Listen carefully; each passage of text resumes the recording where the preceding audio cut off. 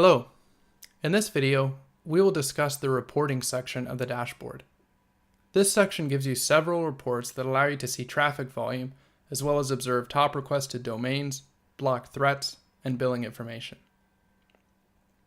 Navigate to Reporting on the left. We are taken to the Total Requests report immediately.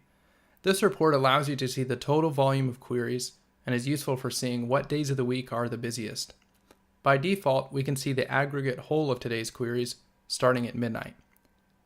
The filters at the top allow me to narrow down by sites and user agents in general, or using drop-downs I can select specific sites and specific user agents to see their query volume. I can also change the time horizon to cover anything within the last 60 days.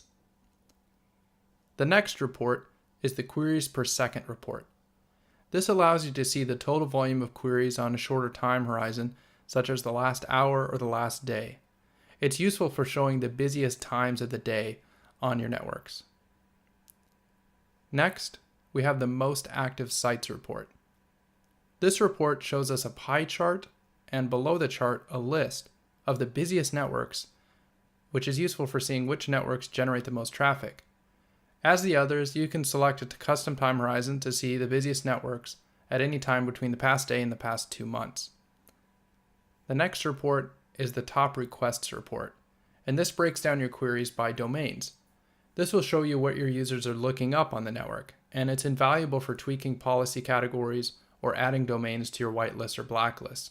If you see undesirable domains on here, they're good candidates for policy adjustment. On the other side, if you click the blocked filter, you can see top domains that were blocked. If some of these should be allowed, you can add them to your policy whitelists. The next report is the Threats report. This gives a similar breakdown to top requests, but by threat categories. This is valuable for showing threats that DNSFilter has prevented you from accessing, and if you're a managed services provider, it's a good report to show your customers. Lastly, there is the billing report. The billing report allows you to see your accrued and projected costs for the month. It's beneficial for you to see your most expensive networks as well as to predict what the cost will be by the end of the month. The estimated cost projection is updated daily so that it can be as accurate as possible. If your account is an educational or annual prepayment account, there won't be any figures here because you've already paid. But your special billing status will be indicated by a custom bill tag in the total row at the end of the report.